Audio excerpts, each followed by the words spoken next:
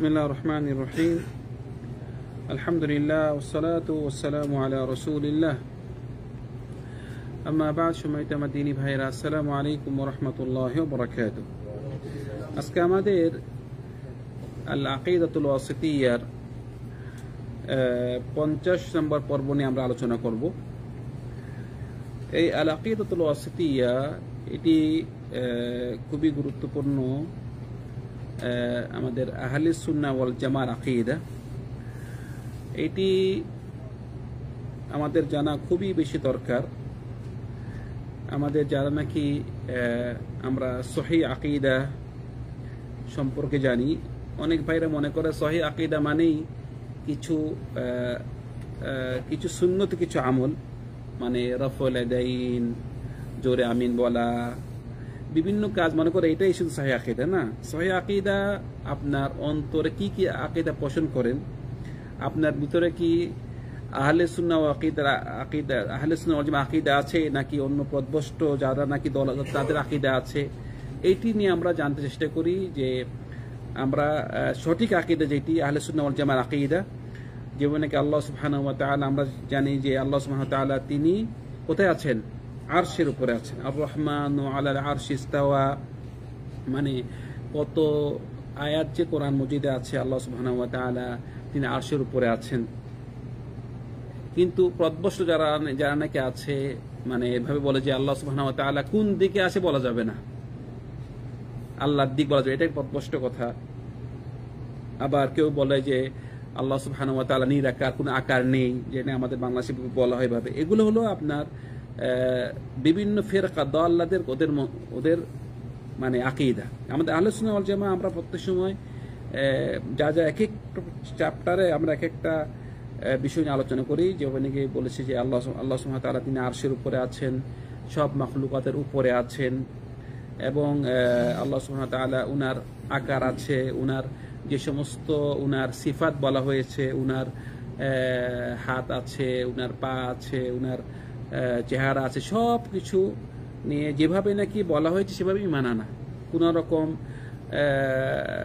উনার যেসব সিফাত আছে, যেসব নাম আছে, কোন রকম অস্বীকার করা যাবে না, কোনো পরিবর্তন করা যাবে না, কোনো পদ্ধতি ধারণ করা যাবে না, কোনো উদাহরণ দেওয়া যাবে না। এইভাবে আমরা যেভাবে নাকি আল্লাহ সুবহানাহু ওয়া তাআলা এবং ওনার রাসূল সাল্লাল্লাহু আলাইহি ওয়াসাল্লাম যেভাবে নাকি বলেছে সেভাবে আমরা সেভাবেই মানানি। এখন আজকে গুরুত্বপূর্ণ একটি বিষয়, যে বিষয়টি হলো উজুবুল ঈমান বিআন্নাল কোরআন কালামুল্লাহি হাকিকাতান। যে মানে এই ঈমান রাখা ওয়াজিব যে কোরআন হলো আল্লাহ সুবহানাহু ওয়া তাআলার কথা। কোরআন কি? আল্লাহর কথা, হাকিকাতান, প্রকৃতপক্ষে আল্লাহর কথা, সত্যি সত্যি কি আল্লাহর কথা। কোরআনটা কি কার কথা? আল্লাহর কথা। এটা কেন বলতেছি আমরা? কারণ অনেক ফিরকা দাল্লাহ আছে, তারা এই কোরআন যে সত্যি আল্লাহর কথা এটা মানে না।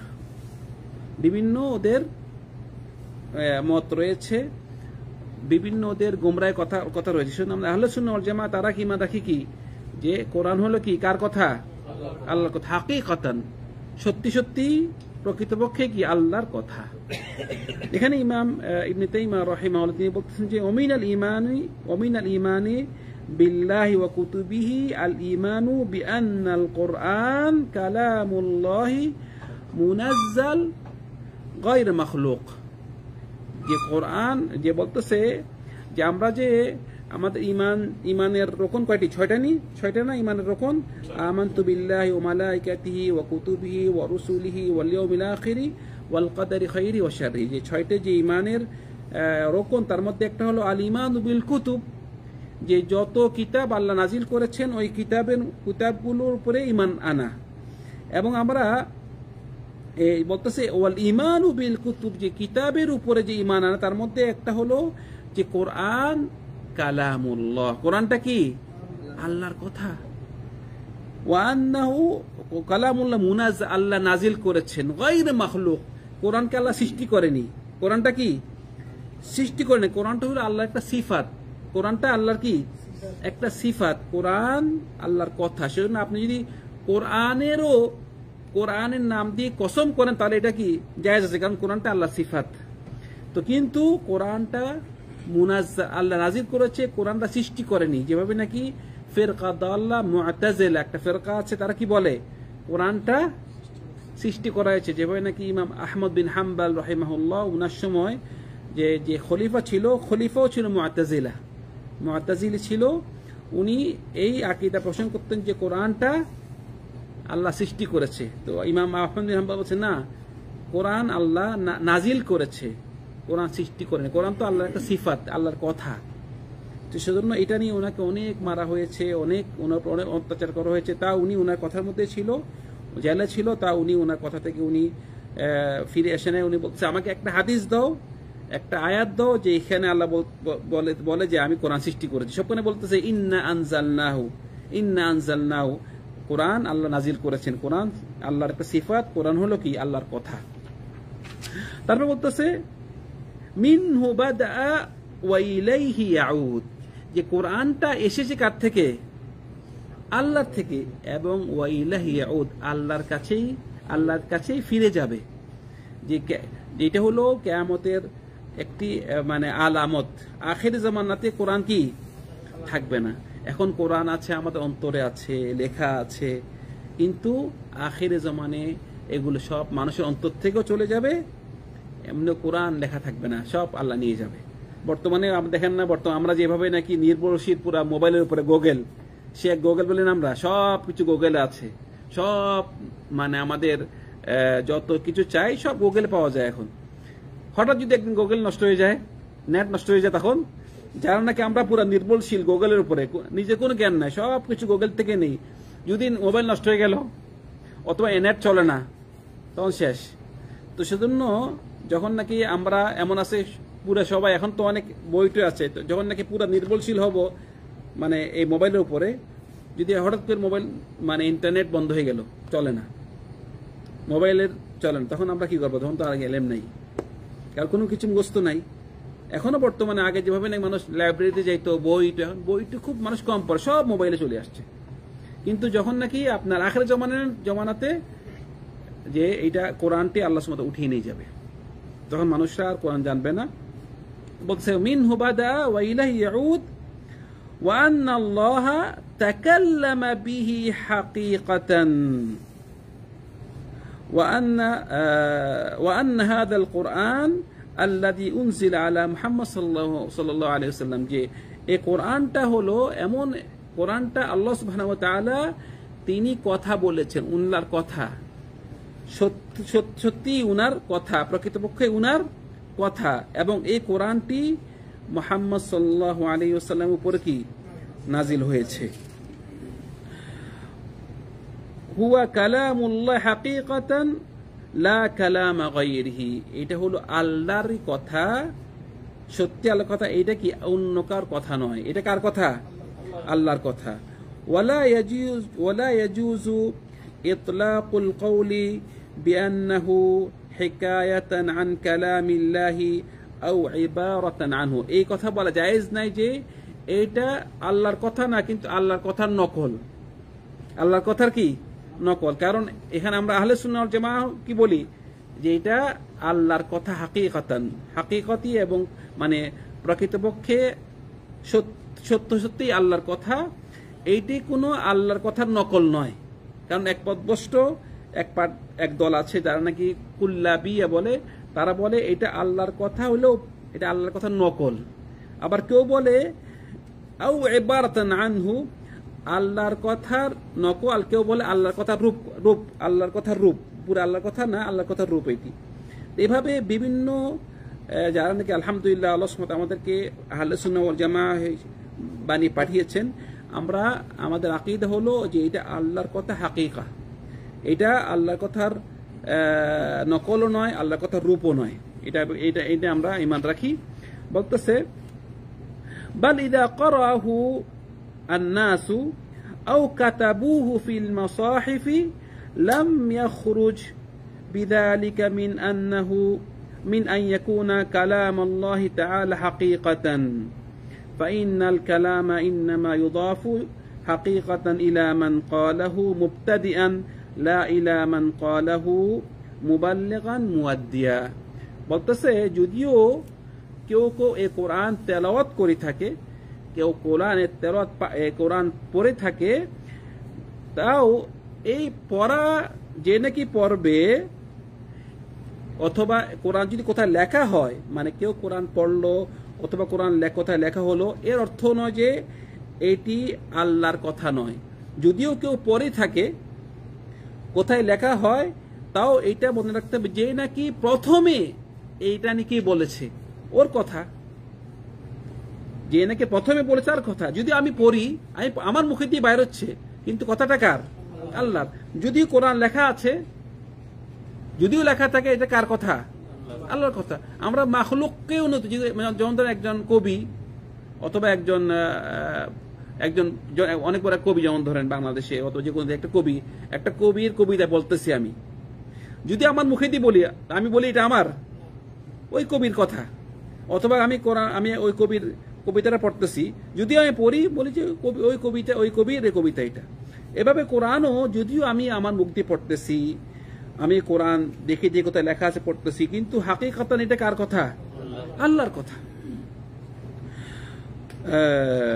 কারণ আল্লাহ সুবহানাহু ওয়া তাআলা তিনি যে নাকি এই কথা প্রথমে বলেছে তারই কথা বলতে হবে আমরা। যদি আমি অন্য কাউকে শিখাই, বলছে মোবাইল দেখ, আমি অন্য কাউকে এটা জানিয়ে দেই, অথবা নিজে আমি আদায় করি, আমার আদায় করার দ্বারা এটার কোনো চেঞ্জ হবে না। যে আগে কথা বলছে এটাই আমরা ঈমান, যে আল্লাহ সুবহানাহু ওয়া তাআলা তিনি কথা বলছে, এটা আল্লাহর কথা। ওয়া হুয়া কালামুল্লাহি হুরুফুহু ওয়া মাআনিহি, যে এই কোরআনটা হইল আল্লাহর কথা, অক্ষর এবং এটার অর্থ সব কিছু আল্লাহ থেকে। লাইসা কালামুল্লাহি আল হুরুফা দুনাল মাআনি ওয়ালাল মাআনি দুনাল হুরুফ। বলতেছে কারণ কেউ কেউ আবার কিছু কিছু পদভ্রষ্ট যারা নাকি ফেরকা আছে, তারা কেউ কেউ বলে যে কোরআনটা হলো, যে কোরআনের যে শব্দগুলো হলো আল্লাহর, অর্থগুলো আল্লাহ থেকে না। আবার কেউ কেউ বলে অর্থটা হলো আল্লাহ থেকে, শব্দটা আল্লাহ থেকে না। মানে পুরা সঠিকভাবে ওরা আকীদা রাখে না। কিন্তু আমরা বলি যে কোরআনের শব্দ এবং কোরআন অর্থ সব কার থেকে? আল্লাহ থেকে। এটা হলো সালিম, এটা নিরাপদ আকীদা।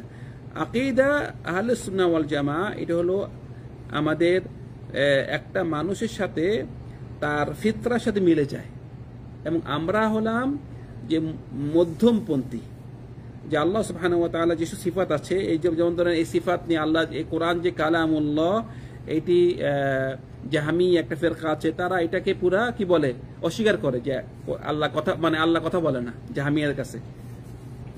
আবার মুআতাজিলা বলে যে কোরআনটা হলো কি? মাখলুক, সৃষ্টি করা হয়েছে। আবার কুল্লাবিয়া যারা নাকি বলে না আল্লাহর এটা কথা না, আল্লাহর এটা কথার নকল। কিন্তু আমরা আহলে সুন্নাহ ওয়াল জামাআহ প্রত্যেকটা পদভ্রষ্ট যেসব নাকি দল আছে, ওদের মাঝখানে আমরা বলি যে কোরআন হলো যে আল্লাহ সুবহানাহু ওয়া তাআলার কথা, হাকিকাতান প্রকৃতপক্ষে আল্লাহ সুবহানাহু কথা। এবং এইটি যে কোরআন, সেই কোরআনটি আল্লাহ সুবহানাহু ওয়া তাআলা মুহাম্মদ সাল্লাল্লাহু আলাইহি ওয়াসাল্লামের উপরে নাজিল করেছে। এইটি হলো নাজিল করেছে, এটি কোনো সৃষ্টি করে নাই, এটা আল্লাহর একটা সিফাত। যে কথাটা ওর কি? আল্লাহর একটা সিফাত। এবং এই কোরআন এটি আল্লাহ থেকে শুরু হয়েছে এবং আল্লাহর কাছে কি ফিরে যাবে।